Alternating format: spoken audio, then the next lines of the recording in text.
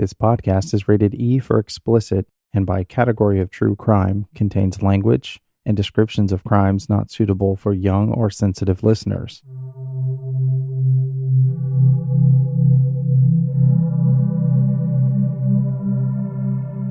In the odd circumstances surrounding the death and investigation, or lack thereof, for Joseph Smedley, there are facts and there are theories.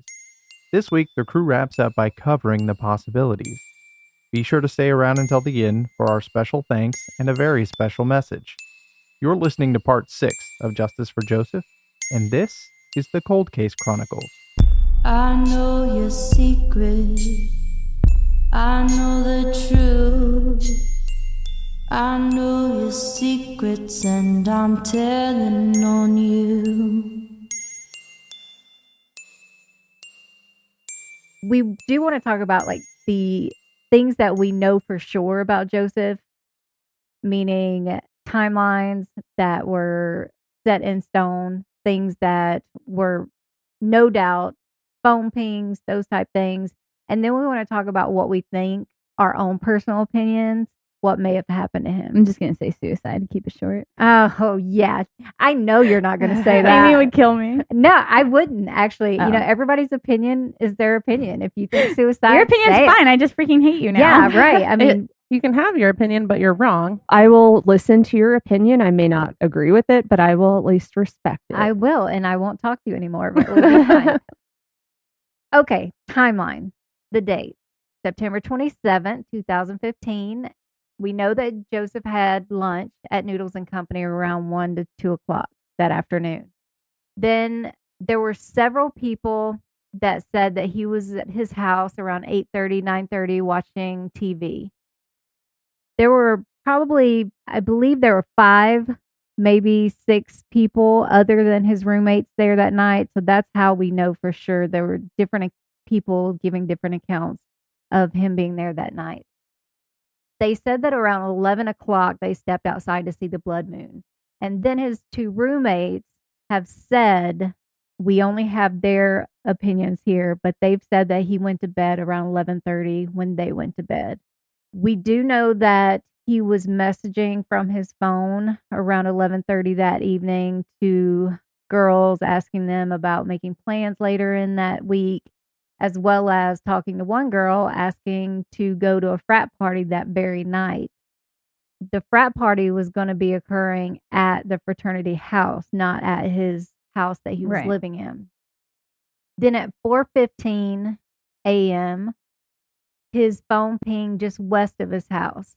That could have been from his house and just be the phone pinging off of that Cell tower. Okay. Or he could have left his house. We don't know for sure, but we know that his phone pinged in that location whenever he sent his sister the text. He also at 4:15 sent an emoji in a group me message with his fraternity brothers. He just sent one emoji. It was a fist emoji, and that was it. No Really? context. I It was didn't just know. an odd thing. That also occurred at 4:15. At 4:45, which is only 30 minutes later, his phone pinged at Griffey Lake, where his body was eventually found. At 6:30, his phone pinged again west of Griffey Lake. Then it was either turned off or the battery ran out. We don't know. Why would your phone be located somewhere other than your body, especially if you committed suicide? These are questions we just don't know. 5 days later, his body's found after 7 p.m. It's found by a fisherman. Toxicology shows that there was some marijuana, there was alcohol, a normal dose of Benadryl, but nothing else remarkable. He had the backpack full of 66 pounds of rocks strapped to him. They almost instantly said it was a suicide. The Monday after he went missing, his roommate didn't notice that he was gone until the midnight Monday night. And they went in his room and found a folded up piece of paper on his bed. That was the note. Then they contacted police. Police I thought came. Vivian did. Well, Vivian had contacted IU police, but then the police came and searched his room and took his computer. Then when Vivian and her husband came, they found some other items in the room and they contacted police to come back, and then they confiscated a couple more things. So they didn't do a very thorough search. They weren't really that concerned about it when they first came the first time around. Seems obvious to me that they, with the notes, they just kind of chalked it up to a suicide almost instantly because they felt like he left a note. It seems like it's a suicide. Something just wasn't adding up. But how often do people leave a suicide note that's not about suicide? Yes, it just doesn't seem to make sense to me either.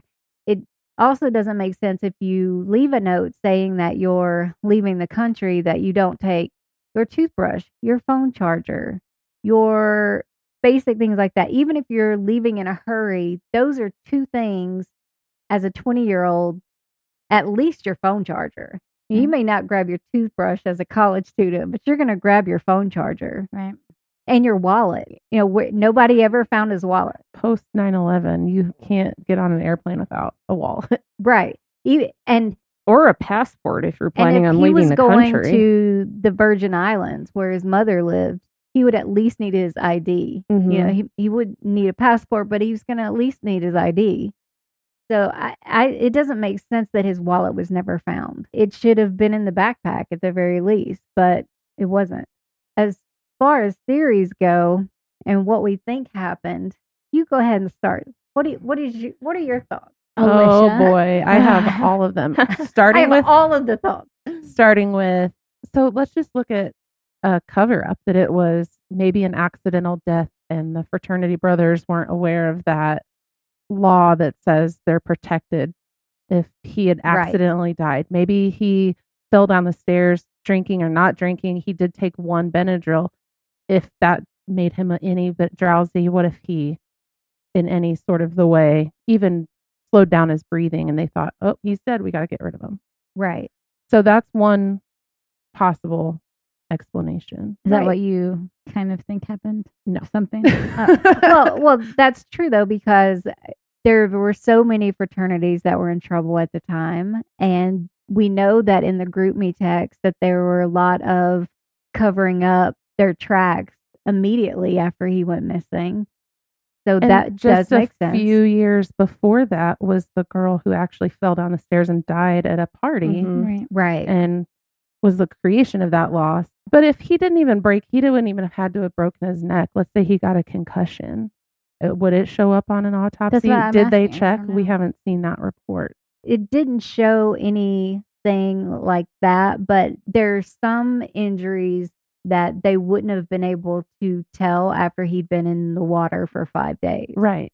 The other one that I think happened is for some reason he was murdered by probably someone he lived with or in the fraternity. There were a lot of people associated in the investigation around him that had ties to that fraternity. So if it started in the beginning to look a little off, they may try to divert the like true investigation into protecting IU and that fraternity. We know that the Bloomington Police Department has had a history of racist or lack of preventing racism.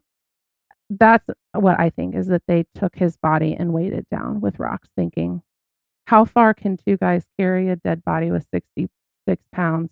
Probably not more than 3 feet deep of water, especially in the middle of the night. Right. Just a sidebar here. With Griffey Lake, why are there no cameras there?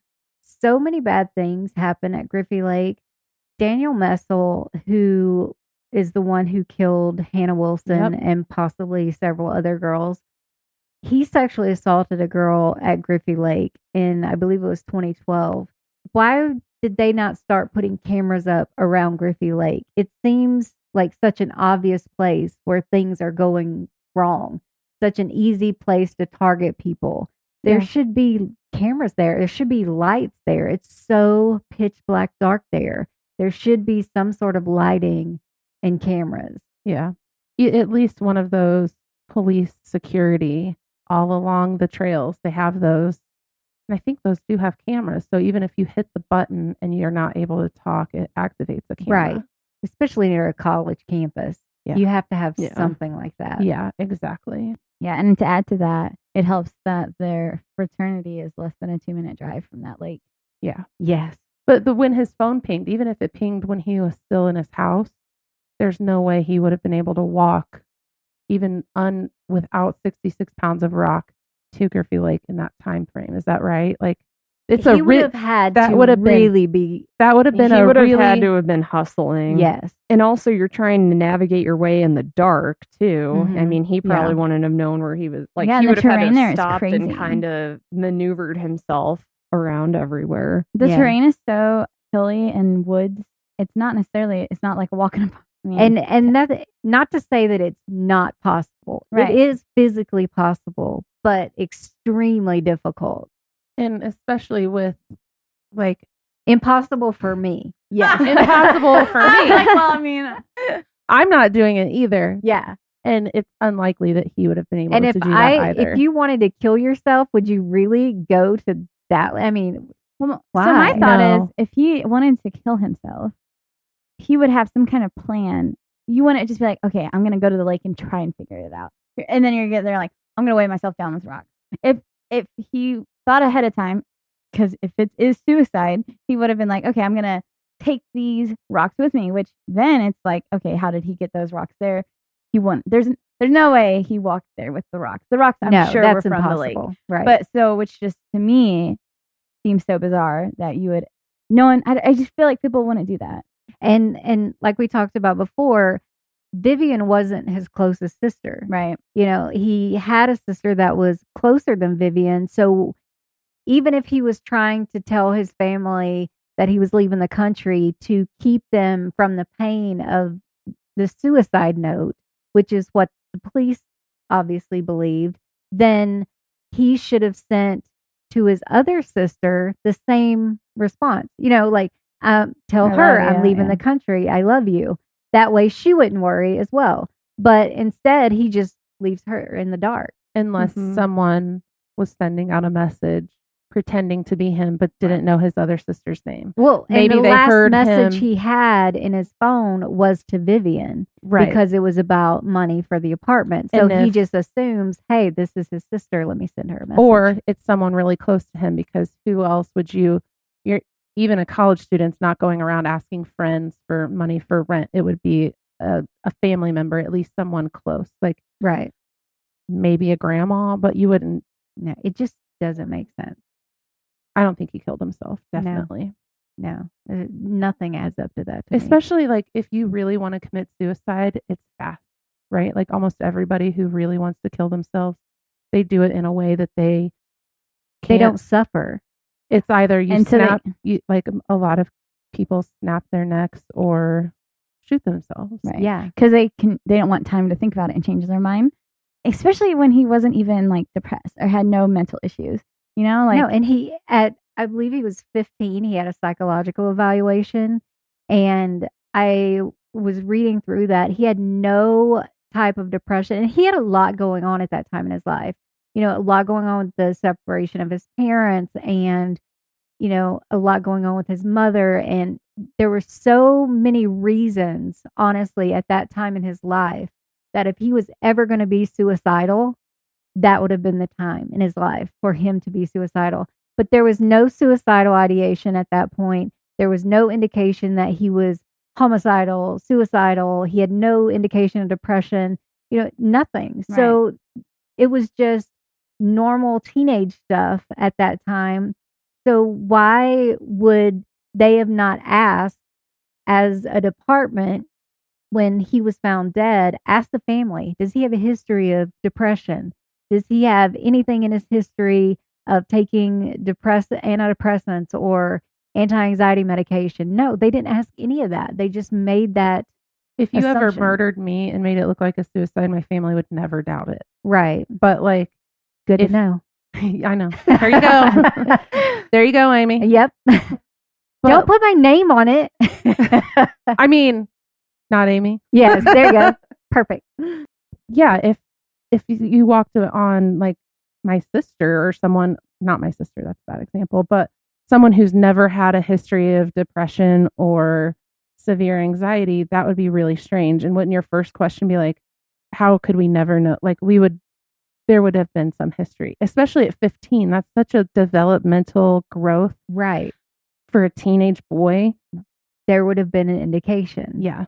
I agree. And there was nothing at that time. So why at a point in your life when you're in college and you not only are you in college and everything seems to be with the girls, he had all these girlfriends and he was making plans and everything was going his way, but like Danny says, he would have done it an easier way. He had access to all kinds of drugs. Right. That's the Yep. way to do it. I mean, most guys would shoot themselves. That's like the most common way for men. He probably didn't have access to a gun. Right. But he did have access to drugs. Right. And he could have easily have asked, like, he was in chemistry. He could have asked an upperclassman who was like potentially working in a chem lab to get him something that would make it quick. Or, I mean, there were people selling like pills there. He could have Absolutely. easily have gotten some, like, and he would have known that enough would have been an easier Oxycontin way. to overdose. And He know, would have like, definitely known that would have been an easier way to go. yeah. Or at least take a bunch of that before he drowned himself Right. so that it It would would- have been easier. There would have been more than one Benadryl, which leads me to think that maybe he was just passed out and they shoved a Benadryl down it. Oh, look, he nothing adds tried to up. do this himself. We forgot to write the note. Allie, what is your theory? My theory is hazing gone wrong. And I'm not talking about like hazing to initiate him into the fraternity, but hazing in that he pissed somebody in the fraternity off. Like maybe he had offered to do somebody's homework for them, write a paper for somebody. Slept with Or- someone's girlfriend. Yeah. He could have. He was a ladies' man. He could have hooked up with one of his friends' girlfriends. Anything to get somebody in the frat pissed enough with him, and they dragged him out to the lake wanting to teach him a lesson. Like I've heard in hazing incidences, sometimes they like make you hold your breath under the water. Right. So it probably started out as something like that. And I mean, if he had been drinking or smoking weed, or if he took a Benadryl, any of those would make him less adaptive, like less fit to do something like that. And I think they held him under the water long enough. And when they pulled him back up, they realized it was too late. At that point, they were like, well, oh shit. So that's when they decided to load up the backpack with rocks. He probably had the backpack with him to begin with because, like, maybe they were like, oh, like they ambushed him on his way back. He had it with him. He was walking back to his apartment and they just ambushed him and took him to the lake from there. Right. But yeah, I think it was hazing gone wrong just because he pissed someone off. He did tell someone though that he went there to look at the moon though, right? Like That's what his roommates said he went there. he probably did because he had the binoculars around his Ah. neck whenever he was found. So that was an assumption. But again, with the that's a good hazing, it could point. be a surprise. Hey, grab your binoculars. Let's go look at this Right. cool moon. Right, because there were 5 or 6 people at his at his house that night, so maybe they all were involved in it. Who knows? Because you're not going to get a grown man to like come out with you like with force No, with that many well, people around. No, and he was a wrestler too. He Yeah. had, even though he was small, he was built for wrestling. On that same point, in the group meet after he went missing, one of his fraternity brothers made a comment while they were all back and forth about, what's going on, where's he at, blah, blah, Mhm. blah. And one of the brothers had said, if he comes back, I hope he comes back with a new attitude. Oh, Which I thought, for someone who's missing, shouldn't you be a little more concerned than throwing that out there? Right. There was at least one person who didn't care for him that much, didn't care for his attitude. But I like that theory. yeah. That Yeah, that does especially if make they sense. claim that they saw like an abrasion on his lip because Yes. it could have been like some kind of tussle. Yeah, he may not have been dead whenever they thought he was. He may Mhm. have just been passed out, and then they went ahead and put the backpack on him, and because Mhm. they thought he was. Yeah, or even like they were like, okay, your payback for getting drunk at the party when you weren't supposed to, or whatever happened. Right, whatever. It is you have to make it up to us by like swim across this lake with these rocks in your backpack. Yes, because I've even seen that before where hazing was to put an amount of rocks in your backpack and swim or walk through water with so many pounds of rocks in your backpack. So that could have been it, and then it went horribly wrong. And the fact that it's only 2 minutes from the fraternity house makes sense that it would have been a part of a fraternity incident. Which, if you want to anonymously let us know if that's the typical thing your fraternity did in that time, Yes. just let us know. Just make So, a fake Gmail. You could be and completely send us an anonymous. Just email. let us know if we're not acting too crazy here. with Go to this your local idea. library. Actually, go to 2 towns over library. When he texted Vivian, it pinged. That's the one where it pinged by like Taco Bell. Yes, 7th and Walnut. How deep? What's the deepest part of the lake? Yeah, it's a pretty shallow lake. Google says the average depth of Griffey Lake is only about 10 feet deep. Okay, and he wouldn't have floated with those rocks either. Like he wouldn't have yeah. No. Okay. No, we couldn't even stand up with them. So Please don't try it in your pool. no, God, no. You know what I'm thinking about with the walking with the rocks? Around 9/11, you see people put on all their firefighter gear Yeah. and like tanks and stuff and go on the Stairmaster. That's what I was thinking about with walking with the 66 pounds. Like mentally, you think, well, 66 pounds isn't a whole lot, but when we saw Ronnie put on the 66 pounds Can we of rock, post the video? he was so struggling. We were laughing. It was I know, like, it was bad. because he was struggling so hard. You just don't realize how much weight that is. on Ronnie, your- get on to your the back. gym for Pete's sake. Just think about like your bag of dog food that weighs 35 pounds because Yeah. that's dead weight, right? Like Yeah, that can be difficult sometimes. right. Yeah, 66 pounds is a A lot. lot. And you're picking that up on your front, but on your back, Yeah. it's a different story too. What is your theory, Danny? I don't know. So I struggle. I feel like I think I'm between what they say, but also it throws me off that if he died at the lake, why would they take his phone down to like 7th and Walnut to text Vivian and then go back up?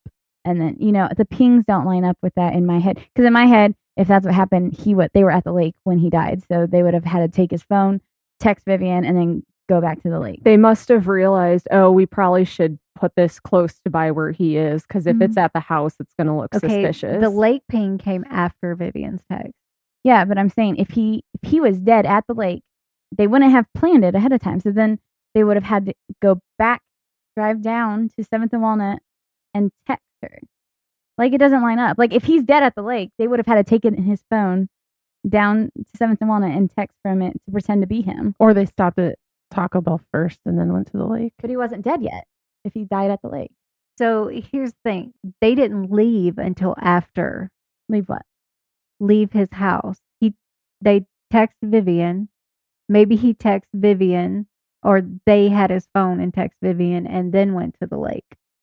Maybe they So took his phone from him. But then I'm just saying that So wouldn't then make it would have sense. been premeditated. Right. Danny Yeah. raises a really good point, though. Yeah. It would have had to been premeditated at that point. Yeah, which is why I think my theory more is like I think something went wrong at home. So I think something like he drank too much or he got into a fight, something where, like you guys all said, where they kind of thought he was dead or dying or something. And then they're like, okay, we need to get rid of him and we're going to claim. So the binoculars, I think what they did is since everyone was about the red moon or blood moon Blood moon. Yeah. that night, they're like, okay, we'll just say he went to see the blood moon. We don't know where he went.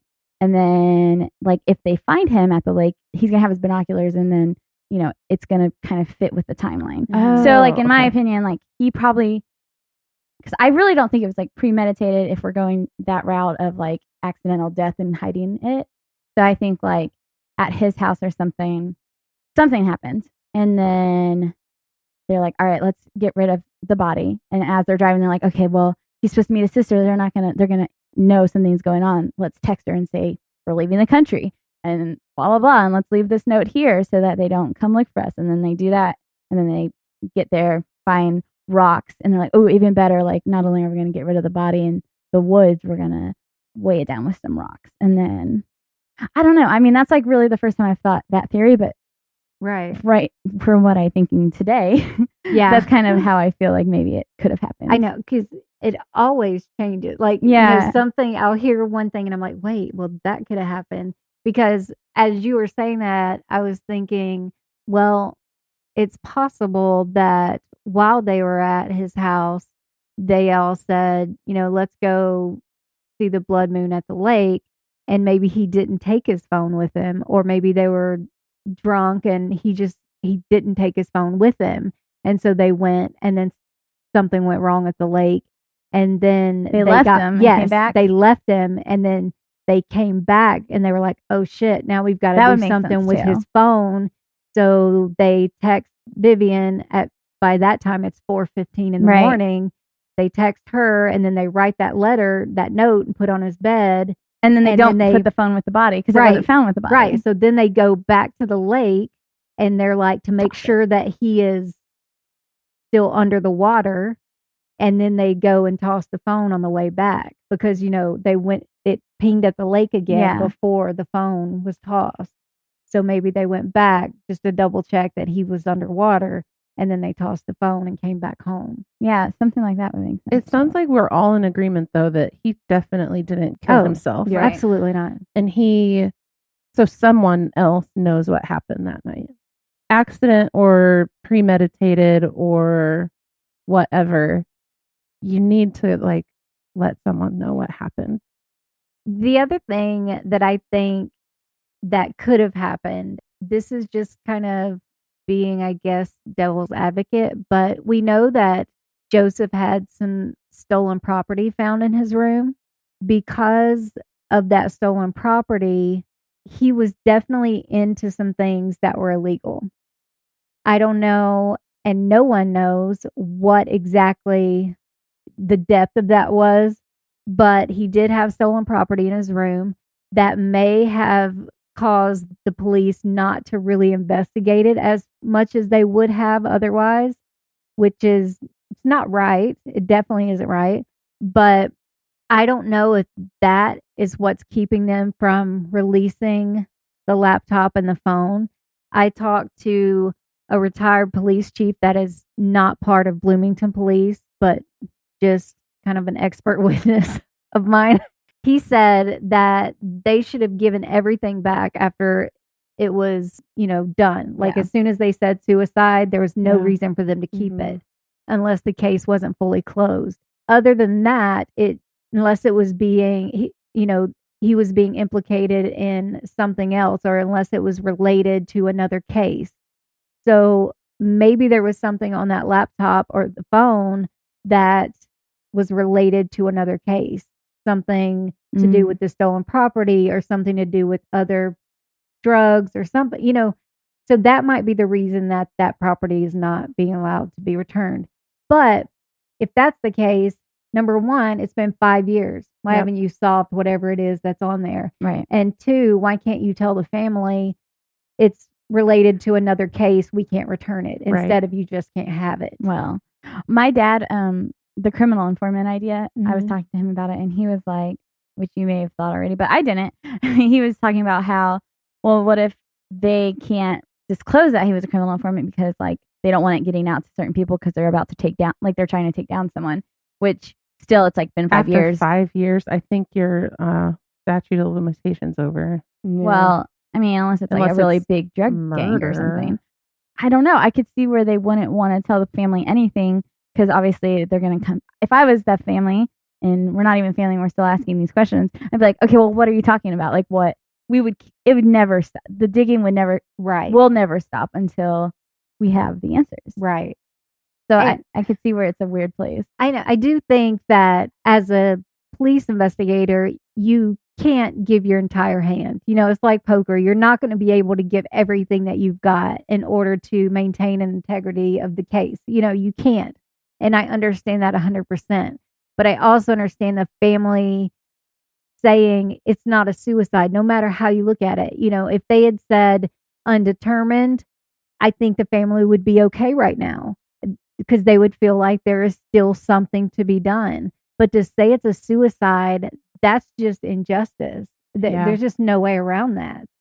So if the police were doing that and it was a CI type situation, then that still doesn't make up for the fact that they said suicide, because it's still not a suicide. It's Right. still going to be a homicide no matter how you look at it. Right. Or even if it was accidental homicide or accidental, anything, but it's just nothing adds up to suicide. Nothing at all. The police involvement has been so disappointing that if they're not involved in some like messy way, then they should just be ashamed of how they've handled the case. Right. Because it sucks. It does. It absolutely does. Maybe they are. Maybe that's why they're not doing Ashamed? anything now. Yeah. I They can doubt it. redeem themselves. I mean, Yes, come on. Say, absolutely. all it takes is like one new cop to be like, oh, yeah, I wasn't here back then and I care. Like, I'm going to help you. But Yes. They're not the only ones, I mean, it's not like Joshua Swalls, Matt Ward, Nico Spitzer. These are other young males that were found in lakes or retention ponds around the area between 2012 and 2015. Mhm. Also just written off as accidental, or, it doesn't make sense. People don't just walk into retention ponds and Yeah. decide to drown. They don't even walk into retention ponds. Those things are nasty. That's very true. Yeah. So, Amy, what is your official theory? My official theory is that he was involved in something illegal, whether it be selling drugs or just being involved in it. He got mixed up with the wrong people, whether that be a CI situation or someone in that illegal game. And it may have been people in this fraternity. It may have been people from Guys and Dollies where he worked, because we know there were some shady people working there. I think that he knew that he was in too deep into something. I don't think that he went by himself to the lake. I think someone took him there. I think that information is on his phone or his computer, one of the two, because there's no way that he just left his house that day and just went to the lake. Right. He had contact with someone that took him there, and the police have to know who that person is. And if they didn't interview him correctly, or if they didn't have the ability or the know-how to get into his electronics, that's on them. But they know that that information has got to be on his phone or on his computer. If they can't get into that, then they need to find somebody that knows how to do it. Because whoever he went to the lake with is the person responsible for his death. Mhm. So, And you think somehow they're like the police, they have information the police would want and they're playing it close? yeah, I don't know if they know or if they just can't do it. I wish if they would tell us if they just can't do it. I know, because their response was that they may have to break the computer to get that information. And that's not true. You don't have to break a computer to get the information, but if you do, that's fine. But did you get the information? Was the phone able to be hacked into? Because it was not like a Verizon phone or AT&T. It was Like a a track prepaid. phone, yeah. Mhm. And those should be easy to get the info off of because they're not under a contract with a company. Well, I feel like that could be harder because you can't just reach out to the company. But it should be easier, as in it shouldn't be that Like, to difficult of a just phone to just get Turn it into. on and plug it in and Well, Well, they if probably had a it's- lock though. And it'd been outside in the elements for 5 days. oh yeah, But regardless, your law enforcement, you should be able to contact they should have the company and get resources it. to do Yeah. that. And if they didn't, like I said, that's on them, because whoever he was with last, whoever he had contacted, they had to have talked about meeting up. He had no transportation. Someone took him to Griffey Lake. And if he didn't talk to anyone, then it was his roommate, because he went with someone. So do you think the police think that but can't get the information, so they're like, it's a suicide? Then they Then should why have just can't- said undetermined. Exactly. Yeah, there was a statement made that the information with the suicide actually came from the coroner and not law enforcement. It says the Monroe County coroner has ruled the death of Joseph Smedley to be a suicide by drowning. Rulings of cause and manner of death are the responsibility of the coroners and not that of law enforcement. While those conclusions can be determined through joint investigations between law enforcement and the coroner, the Bloomington Police Department has not been asked to provide any further investigative assistance at this time. And she wasn't there whenever the body was pulled out. She wouldn't answer her phone, so she wasn't there on the scene like she was supposed to be. That's our story, and we're sticking to it. Yeah, we are, until we know further. But I can say none of us think it's suicide. So No. let's go through that theory. If it was suicide, he would have had to decide randomly, even though he had plans and had invited girls to hang out that night, just out of nowhere, decide in the middle of the night he wanted to kill himself and say, actually, instead of writing a letter to my family, I'm going to write a letter that I'm going to leave the country so nobody looks for me. And I'm going to take like my computer charger, but not my computer, and like all this random stuff with me. Just random And my papers. binoculars, by the way. I'm just going to take those too. And then I'm going to walk there because I don't have a car, and I'm not telling anyone, obviously, because nobody knows anything about my murder. And actually, I'm going to take a pit stop at Taco Bell, and I'm going to text my sister. And not my parents. And then I'm going to finish walking to the lake, and then, in this backpack that I just have a charger and a USB in, I'm going to throw a bunch of rocks in, and I'm going to just go lay in the lake. Right. And then somehow throw my phone. Also, I forgot to leave my phone somewhere along half the way. mile. And that's it. Everything you just said, like if it was suicide, the only way that would even be plausible, honestly, thinking rationally, is if he had a psychotic break, which doesn't sound. Yeah, well, here's the thing. With a psychotic break, it still wouldn't make sense to tell someone you're leaving the country and you'll contact them overseas. Why are you giving someone that hope that you're going to contact them again? If you just said, I'm leaving, I just can't handle this anymore, I'm going overseas, that's just kind of like an end game. You may not Right. ever hear from me again kind of thing. But I'll contact you again. Yep. That's not something someone do. If you're trying to tell someone a story to keep them from hurting because you're going to kill yourself, then you're not going to give them false hope of, I'm going to contact you again. That's just something that doesn't make a whole lot of sense to me. And again, I hate to keep bringing it up, but dating that letter on your bed, I just can't get past that. Yeah, Why it's do you weird. date a suicide letter? I don't know. It's weird. To me, That seems it makes so sense fishy. that something happened in the house or the guys in the house were there and sent the text and wrote the letter at the same time because they said such obvious things that were similar, and they decided, I'm going to write the text, I'm going to write the note, because they were the same date. They dated the note same time that the text was sent, and then they either took his body, which would have been very heavy had it been dead already, so they were not going to take it far, and it wasn't super far off of the road. Park, take it out into the water with the backpack. He still had his binoculars on so they could make the story that he was out there looking at the blood moon, even though we know that the blood moon was over at 11:23. He was in bed by 11:30. That didn't make a whole lot of sense, so they didn't really think that lie out.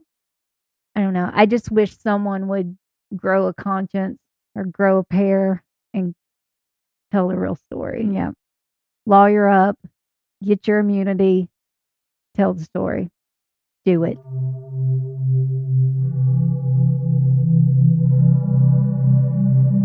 Of the things we know for sure, one is that the reaction by Indiana University, the media, IU Police Department, and the Bloomington Police Department were lacking, and there was more evidence to suggest it was racial bias than not. But thanks to podcasts like this, a new media drive to justice, and Joseph's sister's Vivian's determination, more than 100,000 people have signed the petition to get Joseph's case reopened. If you haven't already, head over to the Justice for Joseph Facebook page and sign the petition. We want to give a special thanks to those who stood up to speak out about Joseph's case. Of course, Vivian, Joe Sr., Andrea Sterling, Andrea Tully, and everyone who helped us tell Joseph's story. Help spread the word and share a link to the podcast. Joseph's life mattered. And as always, Have the day you deserve. Especially if you're responsible for the death of Joseph Smedley. I know your secrets and I'm telling on you.